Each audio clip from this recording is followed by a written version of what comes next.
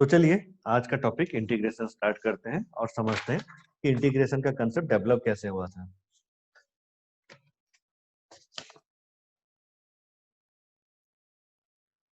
तो देखिए इंटीग्रेशन जो है एक्चुअली नाम से कुछ तो लग रहा होगा, है ना, कि इंटीग्रेशन जो है छोटे चीजों को इंटीग्रेट करना। इंटीग्रेट मतलब क्या है कि अडॉप्ट करना, इस तरह का लॉजिक। तो ये थोड़ा सा पहले से थोड़ा सा इसकी जो अंडरस्टैंडिंग है ये दूसरे लेवल पे आएगा, तो थोड़ा सा केयर कीजिएगा, है ना, समझने के लिए। देखिए इंटीग्रेशन का कंसेप्ट इस तरह से यूं डेवलप हुआ था। सपोज कीजिए आपके पास है ना कोई तालाब है, और तालाब का हमको सपोज सरफेस एरिया पता करना है कि उसका सरफेस एरिया है कितना, है ना। तो बताइए कितने तालाब ऐसे होंगे जिसका जो सरफेस एरिया वो एकदम बिल्कुल रेक्टेंगुलर होगा, या बिल्कुल सर्कुलर होगा, या इलिप्टिकल होगा, है ना। ऐसा तो होना कोई फिक्स है नहीं, क्योंकि आप एक चीज जानते हो, अगर नेचुरली कोई अगर नेचर के द्वारा आपका अगर कोई बना हुआ तालाब है ना, तो मोस्टली वो इरेगुलर शेप नहीं रहेगा, है ना। अगर मैन मेड कोई तालाब वगैरह रहता है तो उस केस में आपका जो है वहां पर ये चांसेस ये बनता है कि हाँ भाई उसका या तो रेक्टेंगुलर शेप होगा या सर्कुलर शेप हम बनाएंगे, या मोस्टली गाँव में देखोगे तो अगर मैन मेड है तो रेक्टेंगुलर ही रहता है। लेकिन नेचुरली अगर बना हुआ है तो उसमें शेप का कोई फिक्स क्राइटेरिया नहीं रहता है, वो किसी भी शेप का रह सकता है ना। तो हुआ ये था कि एक्चुअली आपको मान लीजिए किसी एक इरेगुलर सरफेस का, है ना, अब पॉइंट पे आ रहा हूँ, किसी इरेगुलर सरफेस का अगर आपको कहा जाए कि सरफेस एरिया निकाल के दो, है ना, इरेगुलर सरफेस, कोई रेगुलर सरफेस नहीं। रेगुलर सरफेस कौन कौन सी चीजें आएंगे, तो मैंने अभी थोड़ी देर पहले ज्योमेट्री में आप लोगों को दिखाया था कि भाई अगर कोई सरफेस अगर आपका ट्राइंगुलर है तो उसका एरिया का फॉर्मूला हमको पता है, हाफ बेस इंटू अल्टीट्यूड। कोई अगर ट्रेपेजियम शेप का है तो उसको अभी हम एरिया का फॉर्मूला जानते हैं, half sum of the parallel sides into height, है ना। कोई सर्कुलर है तो पाई आर स्क्वायर, है ना। तो इस तरह से वगैरह वगैरह जो भी आता है अपना। लेकिन इन जनरल अगर आप कोई भी अगर नेचुरली, है ना, नेचर के द्वारा बना हुआ कोई तालाब या कोई सरफेस है, उसका अगर आपको अगर एरिया निकालने के लिए कहा जाए तो आपके पास कोई ज्योमेट्रिकल फॉर्मूला नहीं होती है ना। और यहीं पे एक्चुअली न्यूटन सामने आया था, है ना। और उसने बहुत ही खूबसूरत साइड हम लोग के सामने पुट फॉरवर्ड किया, है ना। और वो आइडिया क्या था, चलिए उसको समझते हैं। पहले तो हम लोग एक काम कर लेते हैं, एक इरेगुलर सा सरफेस हम लोग भी चलो कंस्ट्रक्ट कर लेते हैं ताकि चीजें क्लियर हो। सपोज कर लीजिए ये कोई एक इरेगुलर सा सरफेस है, मैंने ऐसे रफली इरेगुलर सरफेस एक बना दिया, ठीक है। अब देखिए ये ना तो ट्रेपेजियम है, ना तो सर्कल है, ना किसी तरह का कोई geometrical figure, regular geometrical figure है। अब मुझसे अगर ये कहा जाए कि इसका एरिया निकालो, है ना, कैसे निकालो इसका एरिया, है ना, बहुत ही बड़ा काम है ना। लेकिन एक बुद्धि है यहाँ पर। बुद्धि ये है कि ठीक है इसका एरिया जो है 100% एक्यूरेट तो नहीं निकाल सकता हूँ, लेकिन हाँ आसपास क्लोजली निकाल सकता हूँ, है ना। तो आसपास क्लोजली कैसे निकाल सकता हूँ, तो वो देखिए इसके लिए मैंने एक काम किया है, तो ना कुछ यहाँ पे लंबे लंबे लाइन खींच देता हूँ, और फिर उन लाइंस को रेक्टेंगल का शेप दे देता हूँ। चलो खींच देते हैं ऐसे, देखो मैंने कुछ वर्टिकल लाइंस खींच दिए ऐसे, ठीक है, इस तरह से ऐसे ये कुछ वर्टिकल लाइंस खींच दिए, ये हो गए कुछ वर्टिकल लाइंस, ठीक है। और फिर अब मैं क्या कर रहा हूँ, इनको रेक्टेंगल का शेप दे रहा हूँ, तो ये दे दिया रेक्टेंगल का शेप। ये ये सब हो गया, ये रेक्टेंगल का शेप आपका बन गया, है ना। ये रेक्टेंगल का शेप आपका बन गया,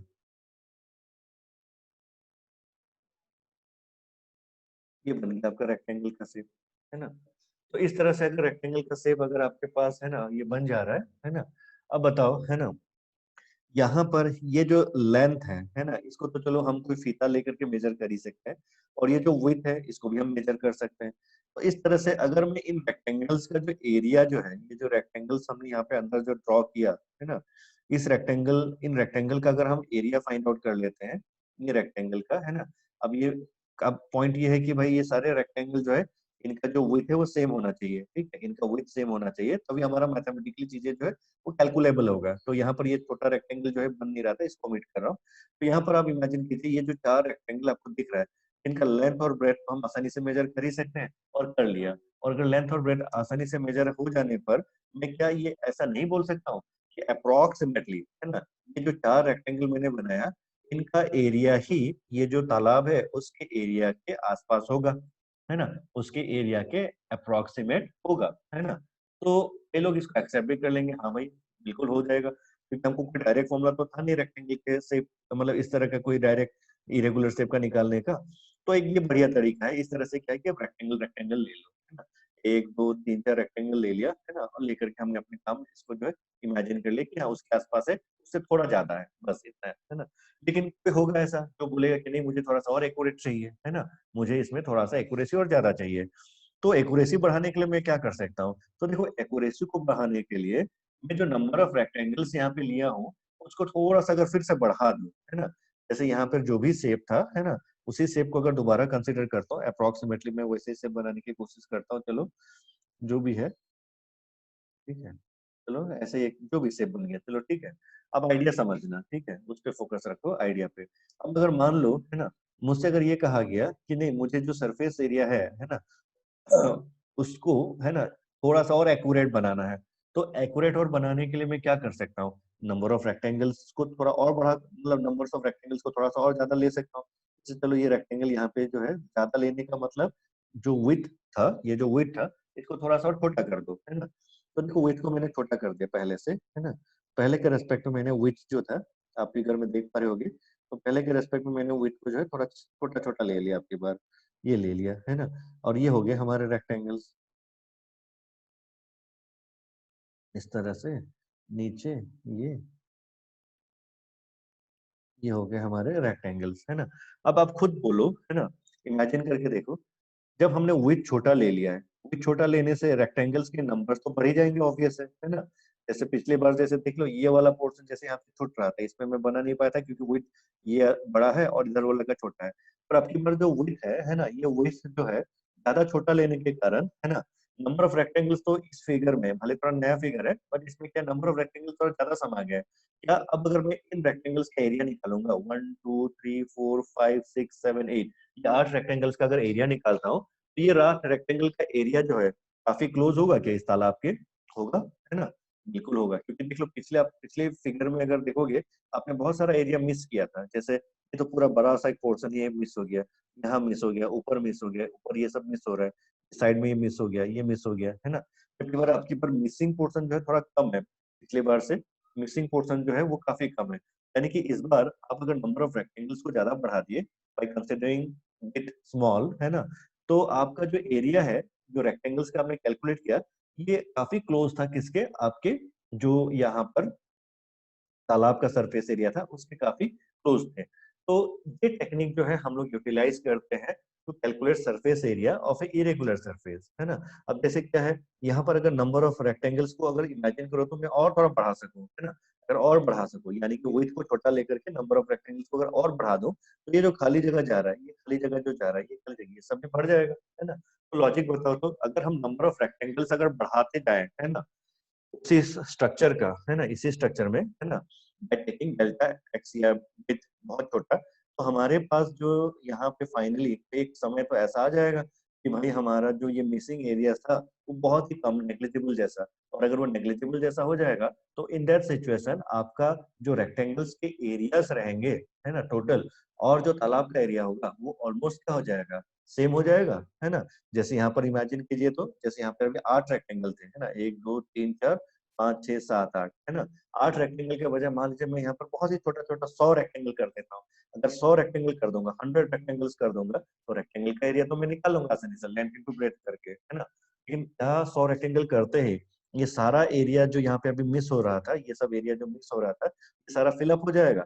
और फिलअप अगर हो गया तो वो 100 रेक्टेंगल का जो एरिया जो आएगा, वो अभी जो 8 रेक्टेंगल का एरिया है ना, तो उससे ज्यादा और करीब, मतलब उससे ज्यादा और सटीक वैल्यू देगा क्या वो हमको तालाब का एरिया निकालने के लिए, है ना। ये आइडिया अगर आप समझ पा रहे हो, है ना, तो इसी आइडिया को एक्चुअली हम लोग बोलते हैं इंटीग्रेशन, है ना। बोलो समझ में आया? तो देखो ये स्टोरी था यहाँ पर, ठीक है।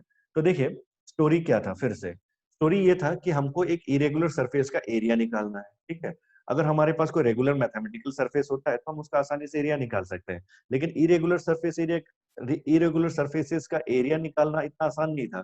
तो ये टास्क फिर से न्यूटन के सामने आया, और न्यूटन ने उसमें बहुत ही एक बहुत ही मतलब बुद्धि, मतलब बहुत ही तिखी बुद्धि लगाया।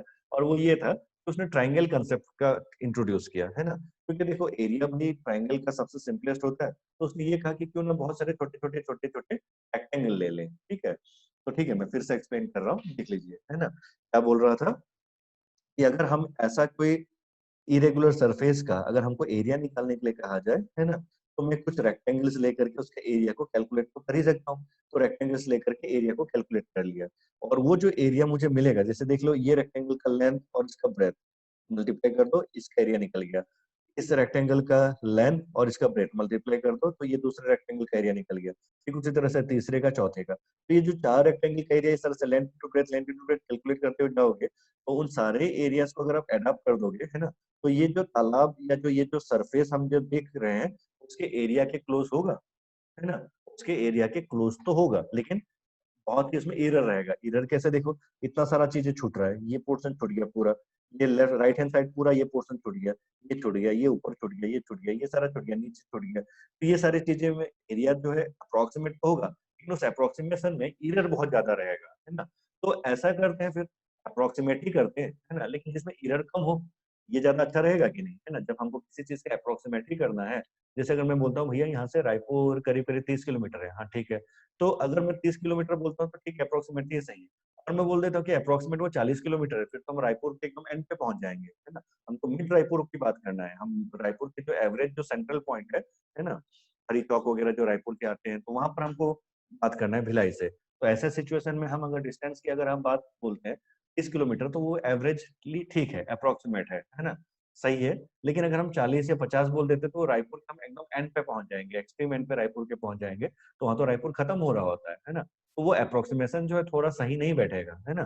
तो इसीलिए हम लोग जो इमेजिन करते हैं, है ना, अप्रोक्सीमेशन का, उसमें हम ये बोलते हैं कि अप्रोक्सीमेट भी ऐसा कीजिए जिसमें क्या है कि थोड़ा सा जो एरर है वो कम हो। ठीक है, एरर कम होनी चाहिए। तो इसीलिए हम लोगों ने क्या किया देख लीजिए, यहाँ पर हम लोगों ने बड़ा बड़ा रेक्टेंगल लिया था, तो नंबर्स ऑफ रेक्टेंगल छोटा, नंबर ऑफ रेक्टेंगल्स कम थे, तो कैलकुलेट करना तो आसान पड़ा।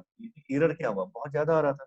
यहाँ पे रेक्टेंगल्स के एरिया जो है टोटल चारों का मिला करके भी सरफेस एरिया को पूरा कवर नहीं चूंकि कर पा रहा है, इसलिए यहाँ पर ये जो एरर्स है, ये छोटे छोटे सरफेसेस बहुत सारे मिस हो जा रहे हैं। तो इसमें न्यूटन ने दूसरा बुद्धि लगाया, और बुद्धि ये था कि क्यों ना जो विड्थ ऑफ द जो रेक्टेंगल है इसको छोटा ले लो। जैसे यहाँ पर जो विड्थ ऑफ द रेक्टेंगल नीचे दिख रहा है उसको छोटा ले लो, तो विड्थ ऑफ द रेक्टेंगल को अगर छोटा ले लो, तो जैसे देख लो यहाँ पे थोड़ा सा छोटा किया मैंने, ज्यादा नहीं छोटा किया, थोड़ा छोटा किया एक दूसरे सरफेस के लिए, है ना। जैसे ही छोटा किया हम लोग का, है ना, तो नंबर ऑफ रेक्टेंगल ज्यादा समा गया। और अगर नंबर ऑफ रेक्टेंगल ज्यादा समा गया ऐसे सिचुएशन में, जो एरिया मिस होगा, जैसे ये सब जो मिस हो रहा है, तो वो एरिया जो मिस हो रहा है वो प्रीवियस से कम ही होगा, है ना, मतलब थोड़ा सा कम होगा। तो इसी तरह से अगर मान लो, मैं तीसरा फिगर नहीं बना रहा हूँ, जैसे इमेजिन करवा रहा हूँ आप लोगों को, जैसे यहाँ पर अगर नंबर ऑफ रेक्टेंगल्स, जैसे मैंने यहाँ 8 दिखा रखे, यहाँ 4 ही था, है ना, यहाँ 8 हो रहा है ना। तो उसी तरह से 8 के बजाय अगर इमेजिन करो 20 रेक्टेंगल बना देता हूँ या 100 रेक्टेंगल बना देता हूँ। 100 रेक्टेंगल बनाने का मतलब वो width तो बहुत छोटा छोटा लेना होगा। तो देखो ये जो खाली पोर्शन लेफ्ट हैंड साइड में दिख रहा है, यहाँ पर ये जो खाली पोर्शन आपको दिख रहा है, यहाँ पर भी एक रेक्टेंगल समा जाएगा। इधर जो है ये ऊपर वाला पोर्शन मिस हो गया, ये पोर्शन में भी एक रेक्टेंगल समा जाएगा, है ना। तो अल्टीमेटली इस तरह से अगर बहुत ही छोटे छोटे विड्थ लिया गया, तो नंबर ऑफ रेक्टेंगल्स तो बढ़ जाएंगे, और साथ ही साथ क्या होगा, एक्यूरेसी भी बढ़ जाएगा। लेकिन हाँ, थोड़ा बहुत हमको कैलकुलेशन ज्यादा करना पड़ेगा, बट कैलकुलेशन भले ज्यादा करना पड़े, एक्यूरेसी तो बढ़ ही जाएगा, है ना। तो देखो आइडिया ये था कि अगर आपको किसी इरेगुलर सरफेस का, है ना, एरिया पता करना है, तो छोटे छोटे रेक्टेंगल्स ले लो, है ना। और वो छोटे छोटे जो रेक्टेंगल्स आप जो कंसिडर करोगे, है ना, उनकी विड्थ को जो है बहुत ही छोटा कंसिडर करो, है ना। अब यहीं से इंटीग्रेशन का कंसेप्ट चालू होता है।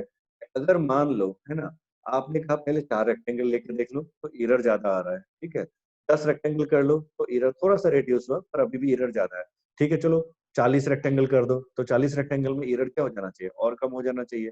40 के बाद 100 रेक्टेंगल कर दो, तो एरर क्या हो जाएगा, और कम होता जाएगा, है ना। तो नंबर ऑफ रेक्टेंगल जैसे ही बढ़ते जा रहे हैं, तो एरर क्या होता जा रहा है, कम होता जा रहा है। लेकिन नंबर ऑफ रेक्टेंगल्स बढ़ाने का लॉजिक क्या था, तो नंबर ऑफ रेक्टेंगल्स बढ़ाने का लॉजिक ये था, जो डेल्टा एक्स जो विड्थ जो होगा, है ना, ये सारे जो विड्थ है इसको डेल्टा एक्स बोल देता हूँ, है ना। यहाँ पे जो विड्थ है इसको डेल्टा एक्स बोल देता हूँ, ये जो छोटा सा विड्थ है डेल्टा एक्स, जो विड्थ है डेल्टा एक्स, वो क्या हो गया, वो उसको आप छोटा ले रहे हो, है ना। तो ये लॉजिक है। तो डेल्टा एक्स को जैसे जैसे छोटा लेते जाओगे, मतलब विड्थ छोटा लेते जाओगे, तो नंबर ऑफ रेक्टेंगल्स बढ़ता जाएगा, और एक्यूरेसी आपका जो है सरफेस का एरिया निकालने का वो बढ़ता अच्छा होता जाएगा। तो इसी आइडिया को एक्चुअली हम लोग मैथमेटिकली इंटीग्रेशन करते हैं, और उसको मैथमेटिकली किस तरह से सिंबलाइज करते हैं, आओ समझते हैं इस चीज को। तो देखो, इसके लिए फिर से हम अपना चलते हैं उसी ग्राफ वाले कंसेप्ट पे, और ग्राफ में हम अब है एरिया निकालने की कोशिश करेंगे। लेकिन देखो, रेगुलर ग्राफ नहीं बनाएंगे जिसमें ट्राइंगल ट्रेपेजियम ऐसा कुछ बन जाए, ऐसा हम नहीं करेंगे, है ना। हम एक जनरल ग्राफ लेते हैं, और जनरल ग्राफ जो है वो ये है, सपोज कीजिए आपके पास एक पैराबोलिक ग्राफ है ये, ठीक है, इस तरह का कोई कर्व है ना। अब देखिए ये कोई कर्व है, ना तो कोई सर्किल का पार्ट है, ना ही कोई फिक्स कुछ है। तो ऐसे कोई कर्व का अगर मुझसे कहा जाए ये पोर्शन से एरिया निकाल के दो, जैसे ये दो पोर्शन यहाँ से लेकर के यहाँ तक का एरिया, ठीक है। सपोज ये पॉइंट x1 था और ये पॉइंट x2 था, ठीक है। और मुझसे कहा गया कि ये जो कर्व है और x1 से लेकर x2 है, यहाँ तक का एरिया निकाल के दो। तो बताइए तो, है ना, क्या ये हमारा इतना पोर्शन जो दिख रहा है ना, क्या वो किसी ट्रेपेजियम टाइप का दिख रहा है क्या? नहीं ना, ट्रेपेजियम तो नहीं बोल सकते क्योंकि ये कर्व है ना। ट्राइंगल नहीं, वो भी नहीं है ना।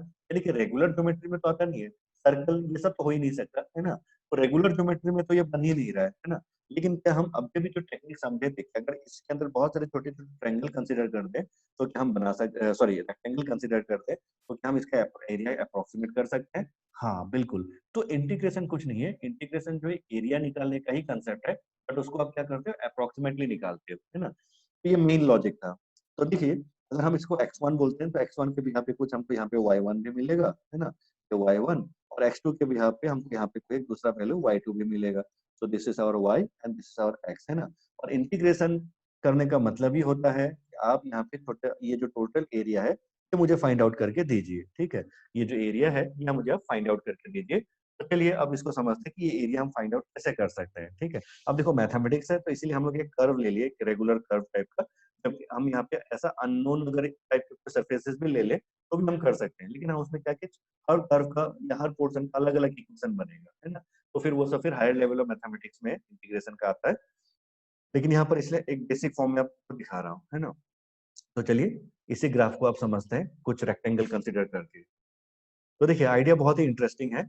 हमको इन जनरल एक इरेगुलर सरफेस का, है ना, एरिया कैलकुलेट करना नहीं पता है ना। लेकिन अगर हम वहां पे अगर कुछ छोटे छोटे रेक्टेंगल कंसिडर कर ले तो बिल्कुल हम उसको कैलकुलेट कर सकते हैं। और वो कैलकुलेट करने का तरीका को ही इंटीग्रेशन करना कहते हैं। तो देखिए इसी फिगर को फिर से बना रहा हूँ और आपके पर इसमें मैथमेटिकल सिंबल्स भी यूटिलाइज करूंगा। सपोज कीजिए ये वो कर्व था जो अभी भी थोड़ी देर पहले हमने देखा, और जो दो पॉइंट थे वो x1 एंड x2।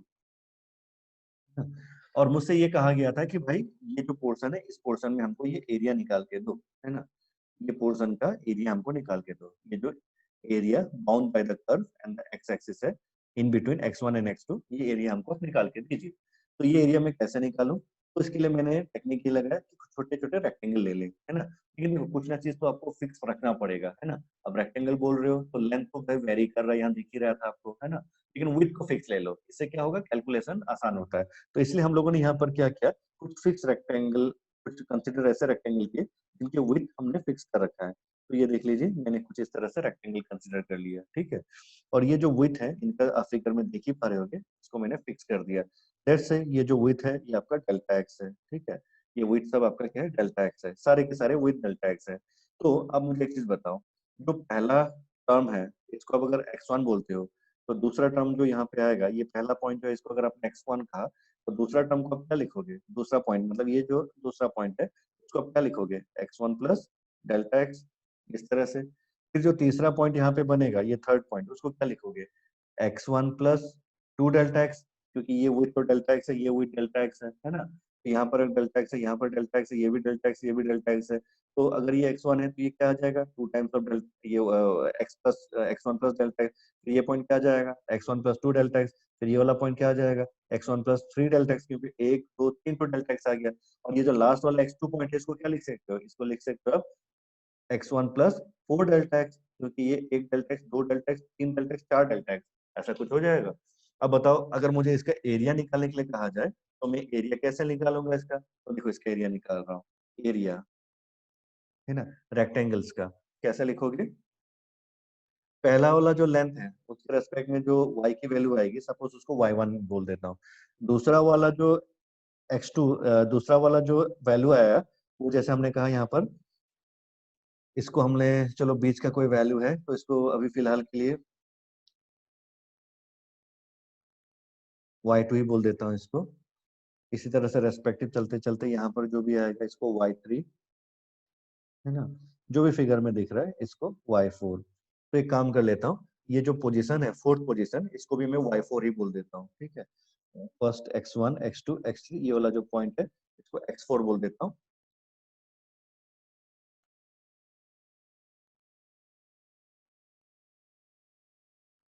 और लास्ट वाला जो पॉइंट है उसको अपना x5। तो ये पॉइंट हमारा x4 है ना, और लास्ट वाला पॉइंट जो है x5। ठीक है, इस तरह से। अब बताइए, चलो ये x1 है, ये x2 है, x3 x4 x5। ठीक है, उसी के रेस्पेक्ट में y1 y2 y3 y4, और सबसे ऊपर वाला पॉइंट जो था ये y5।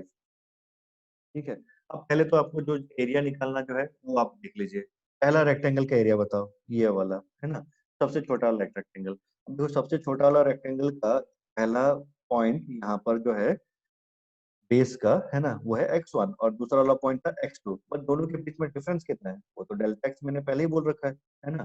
तभी मैंने ये x2 को क्या लिखा, x1 प्लस डेल्टा x, है ना, इस जगह पे x2 होगा, उसको मैंने ये लिख दिया। फिर नेक्स्ट यहाँ पे जो वैल्यू है वो आपका x3 है ना, यहाँ पे जो वैल्यू है उसको मैंने बोल दिया x3।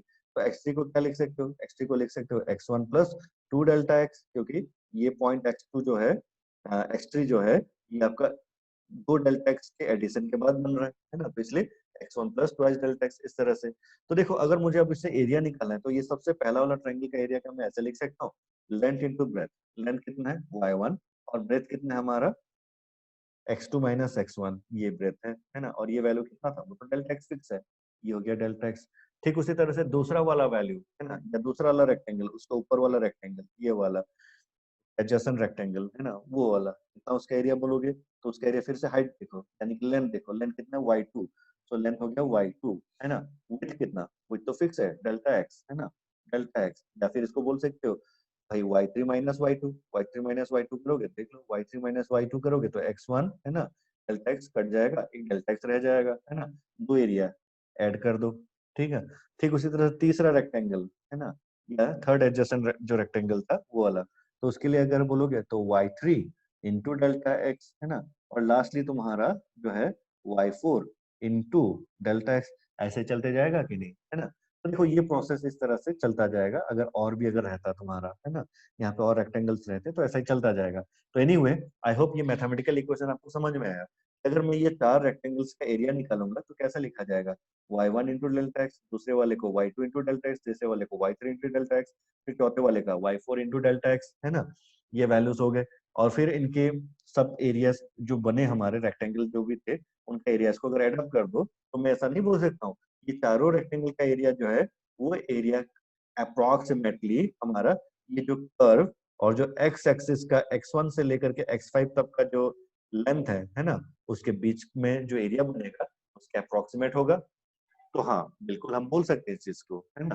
बट यहाँ पर एक पॉइंट था, पॉइंट वही है जो अभी देख लो, मैंने सिर्फ चार ही रेक्टेंगल कंसिडर किया है, और उन चार ही रेक्टेंगल का अगर एरिया मैंने लिया है ना, तो मेरे पास एरर काफी ज्यादा आ रहे हैं, क्योंकि यहाँ पे एरर देखो, ये पोर्शन खाली जगह छूट गया, ये खाली जगह, ये खाली जगह, ये सब जो खाली जगह है, ये छूट गया हमारा, है ना। यानी कि एरर बहुत आ रहा है यार, है ना। तो एक काम क्या कर सकते हैं, नंबर ऑफ रेक्टेंगल्स को बढ़ा दो, है ना।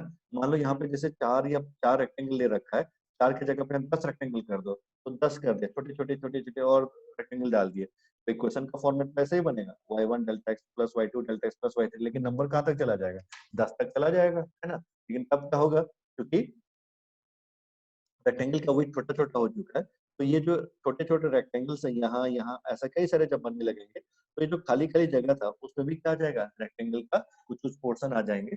अल्टीमेटली वो जो रेक्टेंगल का एरियास है ना, जब तुम टोटल कैलकुलेट करोगे तो वो एरिया काफी अप्रोक्स, मतलब काफी हद तक एक्यूरेट रहेगा इस कर्व का और एक्स एक्सिस के बीच में, है ना, जो x1 और x5 के बीच में जो एरियास है उसके काफी अप्रोक्सीमेटली क्लोज रहेगा। तो यही जो चीज है देख लो, अगर हम नंबर ऑफ रेक्टेंगल्स बढ़ाते जाएं, है ना, तो हमारा एरिया क्या होता जाएगा, काफी क्लोज, या बोलो काफी सटीक, और फाइनली एकदम 100% सटीक, है ना। 100 तो नहीं बोल सकते, बट 99.9 सटीक हो गया, ऐसा मान सकते हैं। तो देखो उसी आइडिया को मैथमेटिकली अब कैसे लिखा जा रहा है, ये देखो देखो मैंने अभी भी थोड़ी देर पहले आप लोगों को दिखाया भी था, मेरे जो मॉड्यूल है उसमें मैंने दिखाया था कि किसी भी इक्वेशन को जनरली किस तरह से रिप्रेजेंट किया जाता है, एफ ऑफ एक्स कह करके, है ना, एफ ऑफ एक्स कह करके। तो वही चीज जो है, अगर हम एफ ऑफ एक्स करके अगर लिखेंगे ताकि इक्वेशन का फॉर्मेट हमको दिखे, तो हम उसको ऐसे लिखेंगे। फाइनली देखो हम इक्वेशन को कैसे रिप्रेजेंट करेंगे, पहला टर्म जो है उसको x1 ना बोल करके मैं उसको x बोल दे रहा हूँ, जो दूसरा टर्म है उसको x2 ना बोल करके मैं उसको लिख दे रहा हूँ x प्लस डेल्टा एक्स, सीधा, है ना, x2 ना बोल करके x प्लस डेल्टा x, है ना। उसके बाद जो तीसरा टर्म है उसको फिर से बोल दे रहा हूँ x plus 2 delta x। x1 x2 इसलिए नहीं लिख रहा हूँ क्योंकि थोड़ा जनरलाइज कर रहा हूँ, ठीक है। और उसके बाद फिर हमारा जो यहाँ पे रेस्पेक्टिव वैल्यूज रहेंगे उसको y1 y2 y3 ऐसा ना लिख करके f ऑफ x, ठीक है तो ये y1 है ना, और उसको लिख दिया f ऑफ x। दूसरा वैल्यू जो है जो y2 है उसको लिखा जाएगा f of x plus delta x, है ना। तीसरी वैल्यू जिसको हमने y3 कहा था उसको लिखा जाएगा आपका f of x plus 2 delta x, इस तरह से, ठीक है। तो देखो ये जो रेस्पेक्टिव रेक्टेंगल हमको मिल रहा है, अभी फिलहाल मैं छोटा फिगर बना रहा हूँ, मैं दो ही रेक्टेंगल जैसे दिखा रहा हूँ बस, लेकिन आइडिया तो तुम लोगों को क्लियर हो चुका है ना। तो चलो एक बार इसमें भी एरिया का जो फॉर्मूला है उसको अगर हम रिप्रेजेंट करेंगे तो क्या ये एरिया का फॉर्मूला कुछ ऐसा दिखेगा, area A is equal to length into breadth, है ना। तो लेंथ कितना है हमारा y1 जिसको हम यहाँ पे f ऑफ x लिख सकते हैं, और ब्रेथ कितना है तो ये जो लिख लो ये अगर x है, ये टर्म अगर x प्लस डेल्टा x है तो ब्रेथ कितना हुआ डेल्टा x, तो ये हो गया हमारा डेल्टा x, इस तरह से। दूसरा टर्म हो गया f ऑफ x प्लस ये लेंथ डेल्टा x, है ना, इनटू डेल्टा x। देखो सिंबल समझ में आ रहा है आहिस्ता आहिस्ता, है ना। फर्स्ट टर्म अगर x था तो उसके रेस्पेक्ट में y की वैल्यू जो हो जाएगी f ऑफ x, है ना, तो ये हाइट हो गया f ऑफ x, और ये विड्थ तो डेल्टा x ही आएगा, है ना, जैसा अभी फर्स्ट वाले यहाँ पे दिखा रखा है, तो इसलिए f of x into delta x। तो दूसरा टर्म क्या आया, तो ये पॉइंट अगर x प्लस डेल्टा x था तो ये हाइट हो जाएगा हमारा f of x plus delta x, जो कि y2 हमने कहा था, बट अब की बार इक्वेशन के फॉर्म में ऐसे लिखा जाएगा। तो ये हो गया लेंथ, और ब्रेथ तो वही डेल्टा x आएगा यहाँ से। तो ठीक उसी तरह से अगर कोई तीसरा और एक वैल्यू आता है तो उसके लिए क्या लिखोगे, प्लस f ऑफ, है ना, x plus 2 delta x into delta x, और इस तरह से कंटिन्यू होता रहेगा, ठीक है। अब इसमें आइडिया देखो, ये सारे आइडिया को शॉर्ट फॉर्म में रिप्रेजेंट नहीं कर सकते हैं क्या, बिल्कुल कर सकते हैं, है ना। जैसे इसी क्वेश्चन को देखो शॉर्ट फॉर्म में अगर रिप्रेजेंट करते तो हम ऐसे नहीं लिख सकते थे, delta x delta x delta x delta x तो सबका कॉमन है, सिर्फ एडिशन किसका रह जाएगा y1 plus y2 plus y3 plus जो भी चल रहा है ना, इस तरह से इनटू डेल्टा एक्स। बट ये जो फॉर्म है ना, इसको हम समेशन भी तो बोल सकते हैं, है ना, समेशन ऑफ y, है ना, इस तरह से। तो वही चीज जो है यहाँ पे लिख रहा हूँ, वहां नहीं लिख रहा हूँ। यहाँ पर देख लीजिए, इसी को हम इस तरह से रिप्रेजेंट कर सकते हैं, आप लोग फिर टर्म्स देखना मिला करके, समेशन, क्या लिख रहा हूँ, summation F of X plus I delta x into delta x, जिसमें डेल्टा एक्स की वैल्यू स्टार्ट हो रही है, सॉरी डेल्टा एक्स नहीं आई, डेल्टा एक्स तो कांस्टेंट है यहाँ पर फिलहाल।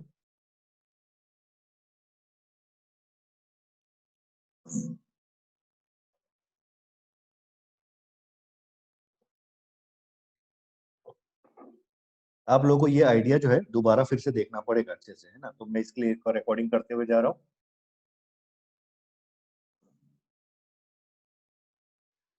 तो देखिए आई की वैल्यू, है ना, कहाँ से कहाँ तक, जीरो से लेकर के एन तक, है ना, एन मतलब जितने भी नंबर्स रहेंगे। तो बताओ आपके यहाँ पर पहला वैल्यू कैसा आएगा, आई, अगर जीरो डालोगे आई जीरो डाल दो, क्या आ गया एफ ऑफ एक्स, है ना, एंड डेल्टा एक्स, ये फर्स्ट टर्म आ गया। आई की वैल्यू नेक्स्ट क्या लोगे, वन लोगे, है ना, तो जीरो से लेके एन है तो नेक्स्ट वैल्यू वन, वन लेते ही F of X plus delta X, ये टर्म आ जाएगा इनटू डेल्टा एक्स। यानी कि इस पूरे टर्म को इतना लंबा चौड़ा ना लिख करके हम इस चीज को, ये ऐसा लंबा चौड़ा ना लिख करके, है ना, आप देख पा रहे हो, तो लंबा चौड़ा ना लिख करके हम इसको ऐसा शॉर्ट में लिख सकते हैं, है ना, इस फॉर्मेट में हुआ ये चीज, है ना। तो मतलब अभी भी हम एरिया ही निकाल रहे हैं, ठीक है, ये कोई सिंबल जो है वो अलग कुछ नहीं, ये सब नॉन सिंबल से आपके आप एरिया ही निकाल रहे हो। लेकिन अब आहिस्ते से जो मैंने कंसिडर किया था आइडिया, वो पुट फॉरवर्ड करता हूँ, और वो आइडिया ये था कि क्यों ना हम ये जो नंबर ऑफ रेक्टेंगल्स है इसको बढ़ा दें।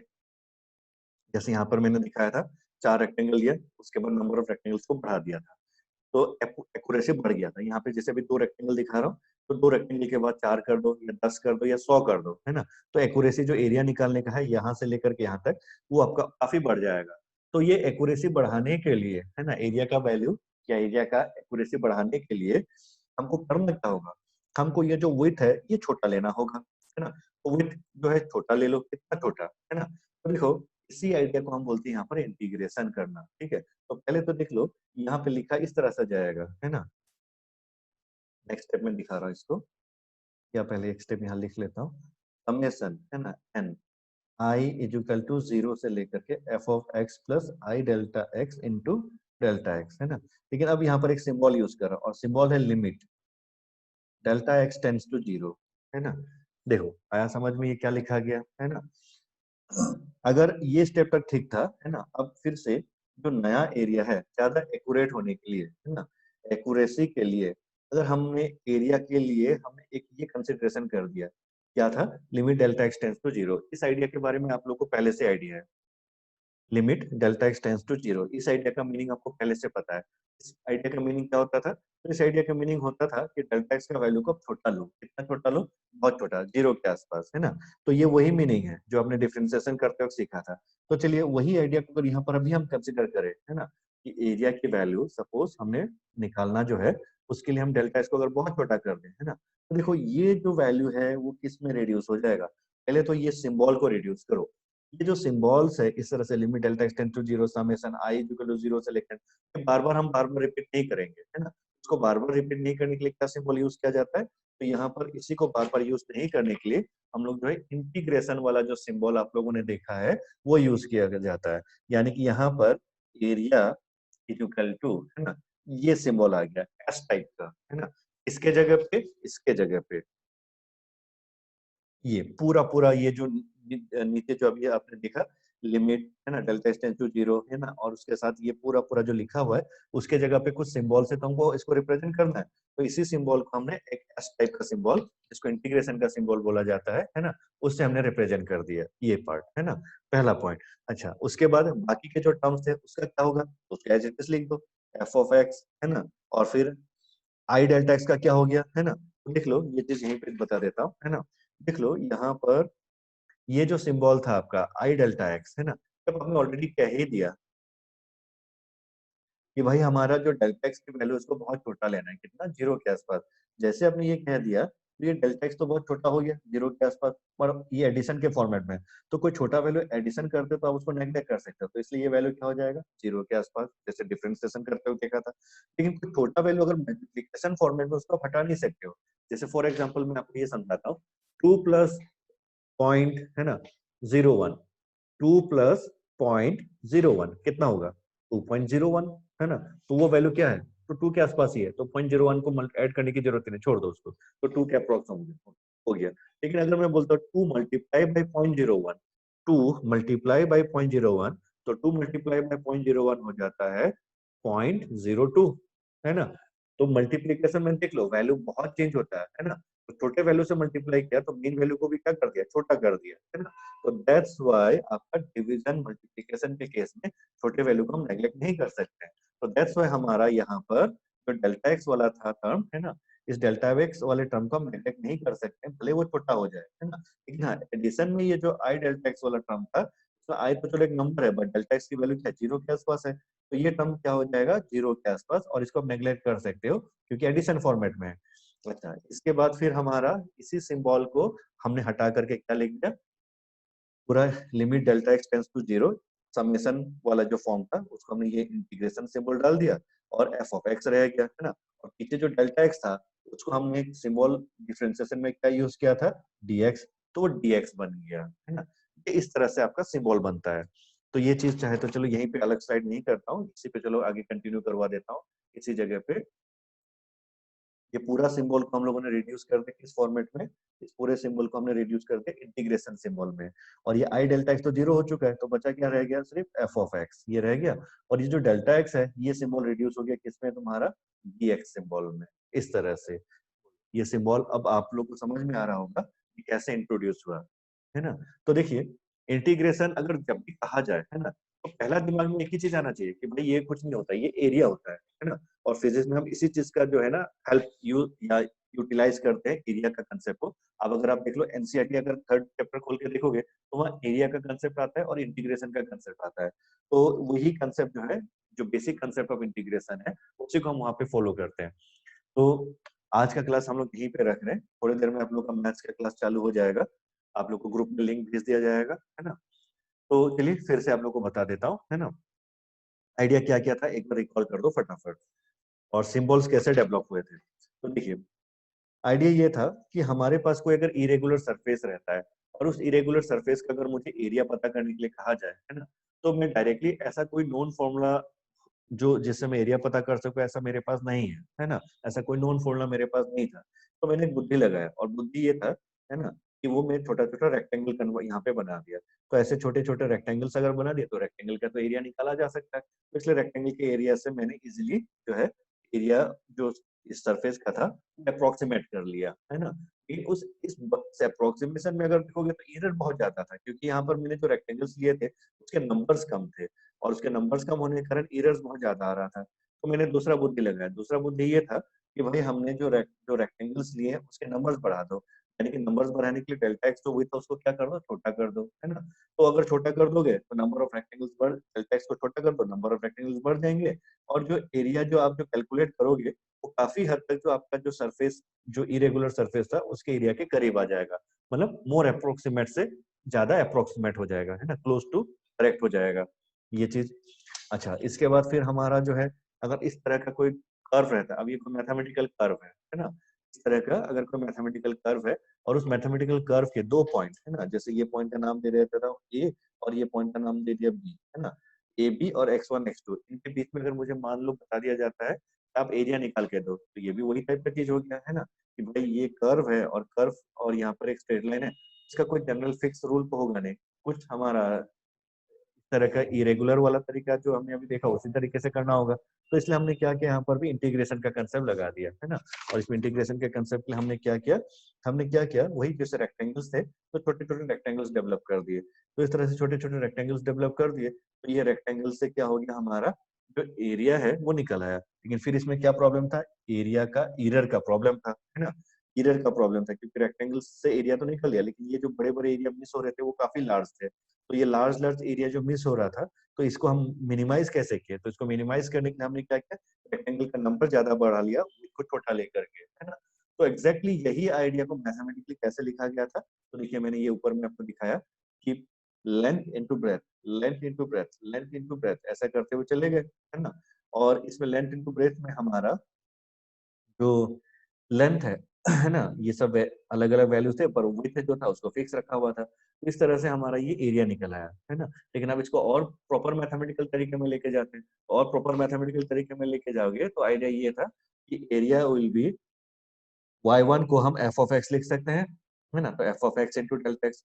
y2 को हम क्या लिख सकते हैं, f of x plus delta x, है ना, क्योंकि नेक्स्ट x की जो वैल्यू था जिस जो चेंज हुआ था तो it is f of x plus delta x था। जैसे फिगर में देख लो, पहला वैल्यू x था, दूसरा value x plus delta x, तीसरा value x plus twice delta x, है ना, ये चीज। तो बस उसी को रिप्रेजेंट करते हुए चले गए, है ना। हमारे पास ये रिलेशन है। तो ये जो स्टेप है, ये स्टेप और ये जो ऊपर वाला स्टेप है, दोनों सेम ही है, ये स्टेप और ये स्टेप सेम ही है, बस ये मोर मैथमेटिकल हो गया। अब इसमें इस इक्वेशन में, है ना, ये जो पूरा इक्वेशन का अगर हम समेशन करेंगे, है ना, मतलब इस पूरे चीजों को हटा करके रिड्यूस करके अगर समेशन का सिंबल डालेंगे तो हम उसको कैसे रिप्रेजेंट कर सकते हैं, तो इस तरह से रिप्रेजेंट किए F of X plus I delta x into delta x, है ना। इसमें आई की वैल्यू कहाँ से कहाँ, जीरो से लेकर के हमारा एन तक ये होता है। तो आई की वैल्यू अगर जीरो से लेकर एन तक हम लेके जाएंगे तो F of X plus I delta x into delta x, जिसमें आई पहला जीरो डालोगे तो ये टर्म आ जाएगा, वन डालोगे तो ये टर्म आ जाएगा, टू डालोगे तो ये टर्म आ जाएगा, इस तरह से चलता जाएगा, है ना। तो ये रिलेशन आ गया किसका, एरिया का, ठीक। अब यहाँ से फिर लेकिन आगे फिर वही चीज आया था जो मैंने आप लोगों को समझाया था कि बार बार सिंबल का रिपीटेशन हम नहीं करते हैं, है ना। तो आगे हम इसमें इंटीग्रेशन का सिंबल को कैसे इंट्रोड्यूस किए वो समझिए कि अगर आगे हमको नंबर ऑफ रेक्टेंगल्स और बढ़ाना था ताकि हमारा एक्यूरेसी और बढ़ जाए, तो हम लोगों ने क्या किया, यहाँ पे limit delta x tends to zero ये कंसेप्ट को डाल दिया जैसे डिफरेंशिएशन में करते थे, है ना। तो यहाँ पर एक्यूरेसी बढ़ाने के लिए लेकिन, है ना, limit delta x tends to zero, मतलब डेल्टा एक्स की वैल्यू क्या ले लो, बहुत छोटा। डेल्टा एक्स की वैल्यू बहुत छोटा लेने का मतलब क्या होगा, डेल्टा एक्स की वैल्यू छोटा लेने का मतलब हो गया नंबर ऑफ रेक्टेंगल्स बहुत बढ़ा लिया हमने, है ना, ये हो जाएगा। तो ये पूरा पूरा जो सिंबल है अब इसको रिड्यूस करना है और इसको रिड्यूस करके हमको जो नया सिंबल डालना है वो ये एस टाइप का सिंबल, जिसको हम एक्चुअली इंटीग्रेशन सिंबल बोलते हैं। तो इंटीग्रेशन सिंबल, है ना। और फिर ये जो अंदर के जो टर्म्स है डेल्टा एक्स को छोटा लेने के लिए कहा गया जीरो के आसपास, तो ये टर्म तो जीरो ही हो जाएगा, तो इसलिए एफ ऑफ एक्स रह गया और ये जो डेल्टा एक्स था वो रिड्यूस हो गया डीएक्स में। तो आज सिर्फ हम इतना तक देखेंगे, नेक्स्ट क्लास में मैं आपको इंटीग्रेशन कैसे किया जाता है ये सिखाऊंगा, ठीक है। तो thank you very much for the class, है ना। नेक्स्ट आगे आगे आपको 5 से 10 मिनट में आपकी जो है प्रैक्टिकली जो मैथमेटिक्स की क्लास है वो चालू हो जाएगी, ठीक है। तो इतना तक हम लोग को सीखना था आज। तो नेक्स्ट हम लोग फिर मिलते हैं फिजिक्स के लिए, है ना, वेंसडे को। और आप लोग थोड़ा मॉड्यूल में देखिएगा जो मैंने आप लोग को दिया है, और उसमें आप ये चीज देख लीजिए अच्छे से, है ना। तो चलिए अभी आज का क्लास यहीं पे रखता हूँ, मैं आपको लिंक भेज दे रहा हूँ, ग्रुप पे आ जाइए सब लोग, है ना। थैंक यू, बाय बाय सब लोग।